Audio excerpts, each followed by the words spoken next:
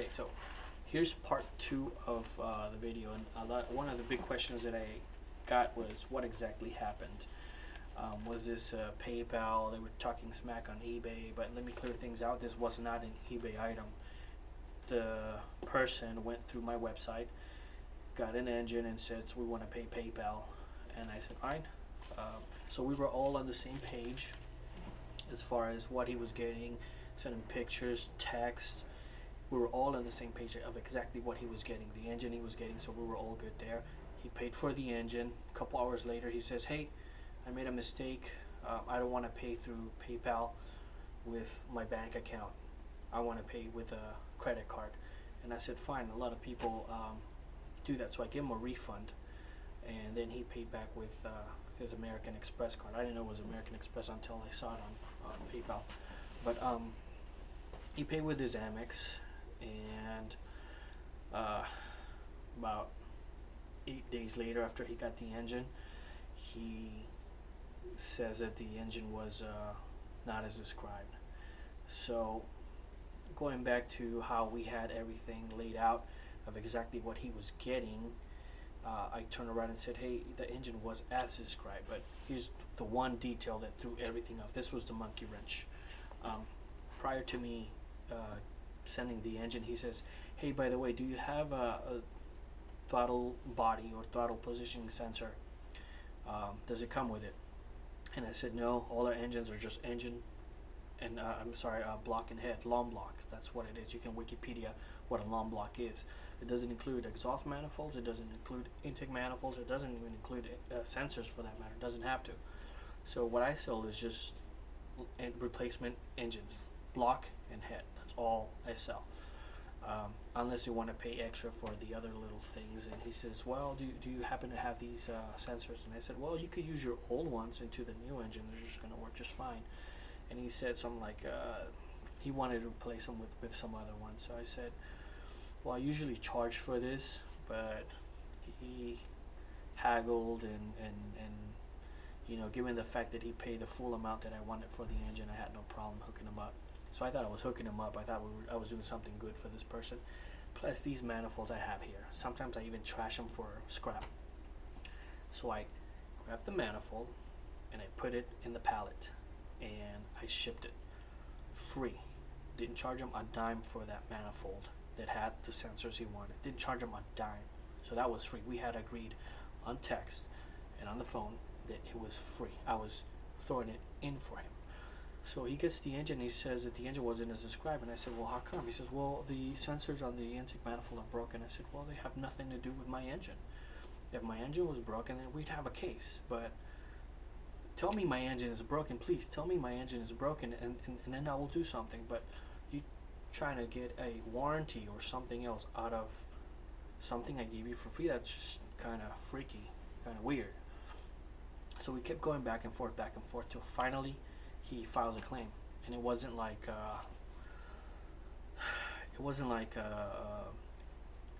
you know, can you can I return the engine, can I get my money, and this and that. It wasn't anything like that. There was no real mediation, which I would have mediated. I have no problem in doing that. So there was nothing like, hey, can I return the manifold and can I return the engine and you just give me another engine. There was none of that. Boom. He calls PayPal and has the fees reversed based on those grounds. I called PayPal and I said, look, this was free. It has nothing to do with my engine. And PayPal, they say they saw it my way and they were fighting for me. They kept fighting for me, saying they were fighting. But I think they were just telling me stuff to keep me calm. Okay. In the end, I know that PayPal was just really bullshitting me. And they're not really there for the seller. They're just there to be the escrow in between and get the money. That's it. That's my take on it. Okay, I could be wrong, but that's my take. That's what happened to me. It's my story. So for 8 months, PayPal has me on the hook, saying that they're fighting for me, they're doing this, they're doing that, that they're talking with American Express, that they're doing all these things to help me. And then finally I get fed up and I call PayPal and I say, look, I think I'm getting legal counsel here because there's $1,400 in the line that you guys, you know, gave back to this guy. This guy hasn't given me my engine back. I either have my money or I have my engine. Which one is it gonna be? And weird. The next day, I get a call back from PayPal and an email, and they said, well, we fought really hard for you, and I'm sorry, we can't do anything about it. You're gonna have to go get your engine yourself. And I said, well, can you have the buyer send me my motor since you guys already gave him the money? He says, no, we're not gonna do that. We can't do that. So it's up to you really to chase American Express and the seller and the buyer. So I go after American Express, and American Express is another. Uh, it's a labyrinth of stuff that you have to go through to try to get to someone. It's first of all, it's all automated for commercial accounts and sellers. Gosh, it's you have to press 1, 2, 3, and 4, and 5, and 6, and 7, and 8 till I don't know how many times to try to get to someone. Once you finally get to someone, they don't help you. They tell you everything is done through the mail, so it's up to you, the seller, me, to send them the paperwork. Mail, no email, no fax, just mail it. And it's up to you to provide all the proof. The burden of proof is on you. Um, and so after I did it, after I provided all that stuff, then they still saw it in the customer's favor. Come to find out later, that's all that happens. That's how it happens. That's how American Express does it. It's all in the customer's favor, and you can go back six 6 months, 8 months. I hear worse stories where people can get their money back for stuff that they bought that they're just not happy with or have a problem with, up to a year or something like that. That's not fair at all. So I will not accept American Express at all for no reasons, for nothing, not even for a piece of candy, nothing. I cannot trust that company. So they're done with me. Okay. It's up to you guys if you guys want to take that risk. If you're selling big items and you accept American Express, it's not a matter of time. It's really a matter of how fast you'll get screwed. Okay, because you will. More than likely you will. 90% sure. So anyways, that being said, that's what happened. Since I couldn't get through American Express, I filed a criminal police report. First the police, the Temecula or Riverside County were saying, oh, this could be a civil matter after I proved the refunds and he paid with a different card and the intent and the text and the emails. Then I had enough of a case to prove criminal intent and the intent to defraud, and it was called wire fraud. So with that, they filed a criminal police report versus a civil. It wasn't civil anymore; it went criminal. So they got in contact with Temecula, Tucson PD, and basically Tucson PD says you can attempt to get your engine here, but we can't force anything. We can't. They thought it was a civil matter, versus Temecula saw it as a criminal because it happened here. So really, Tucson didn't want to do much, even though they were very friendly and pretty decent police officers. They really didn't want to deal with it. It's just a civil matter to them. So after I guess Temecula PD told them that it was criminal, that this was a good case for wire fraud, then they got in contact with the seller. I mean the buyer, Mr. Dow, and they said. They probably told him, hey, look, this guy's coming over this week to go get his motor, so you better have it ready.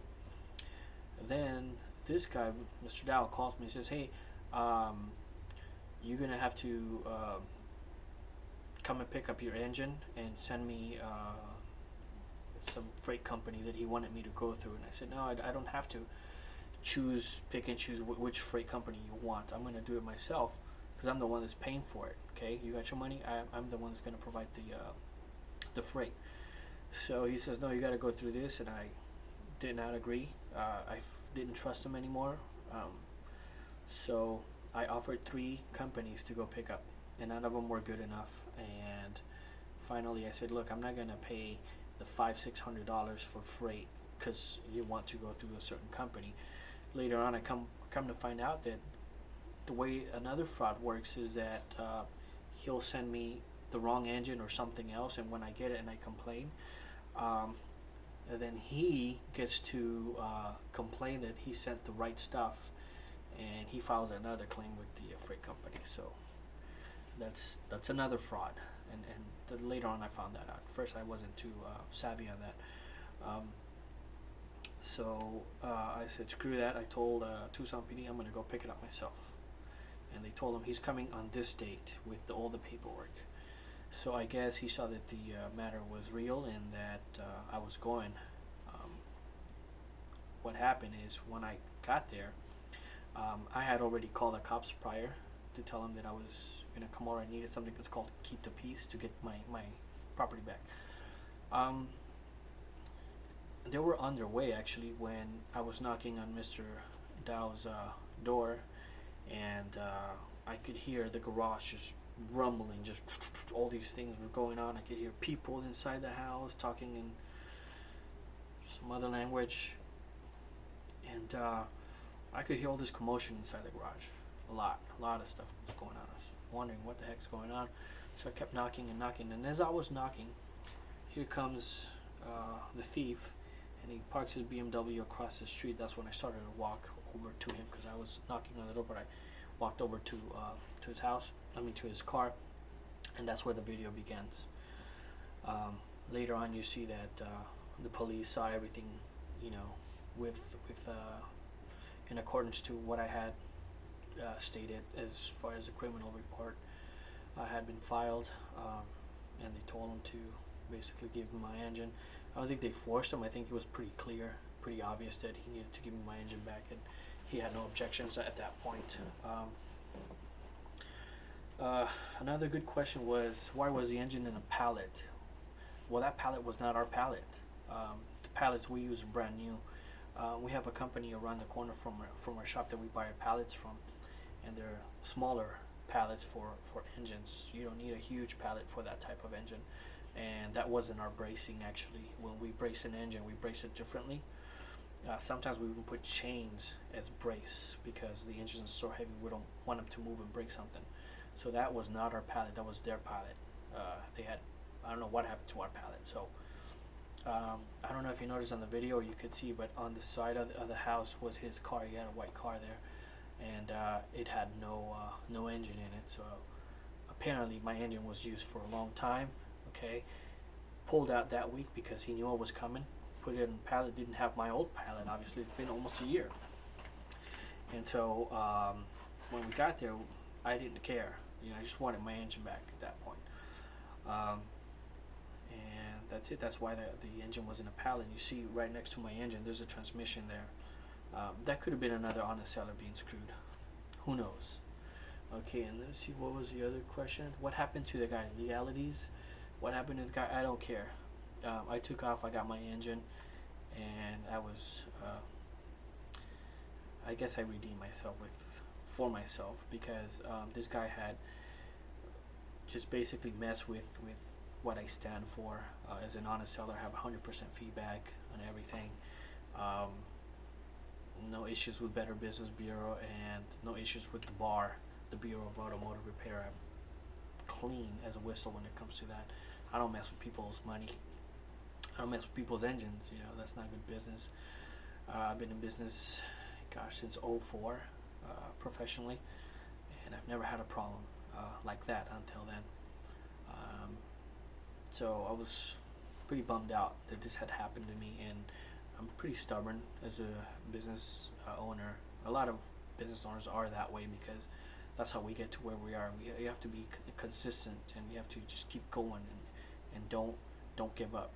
And this guy was, trying to basically, obviously rip me off, but this is what they do. This is what they do to other sellers. It was just, if I didn't do anything about it, if I didn't stand up for myself as far as this was concerned, it was just going to eat me because I could have written it off. I could have. But it wasn't about the money anymore. It was not about the money. It was about just the principle. He cannot steal, especially from me and from other sellers. He needs to stop. Someone needs to put a stop to him. And so I did what a lot of sellers can't do, not because they can't, they're not brave enough or crazy enough, whatever you want to call it, but simply because they just can't, they're too far. This guy was just few hours, a day's worth of driving back and forth. So I took the drive and I visited a friend who lives in Tucson also, and I got my engine back. So another question was, I could have gotten killed. Well, I could have gotten killed on the way there. I could have gotten killed coming to work. I could have died this morning in my sleep. So makes no sense. I mean, Arizona is a gun friendly state. So being a gun friendly state, I was prepared.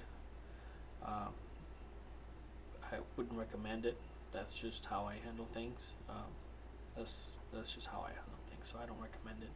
So if he got a little crazy with me, I would get a little crazy with him. As far as getting my ass whooped, um, I also have a problem with that. I've been training with Muay Thai for quite some time now, so I really wanted to use my skills, not just in a ring with sparring and gear and all that stuff. I wanted him to get crazy with me, but that didn't happen. He probably knew if this guy's crazy enough to drive over here, then maybe I should just give him his engine back. So I hope that explains everything. Um, I'm not going to recommend that sellers go out there and do that. Um, that's just what I did, and I was taking a chance. I was taking a risk, and the beautiful thing about business owners is that we take chances and risks, and that's why we're in business, because it fucking pays off. So there you go.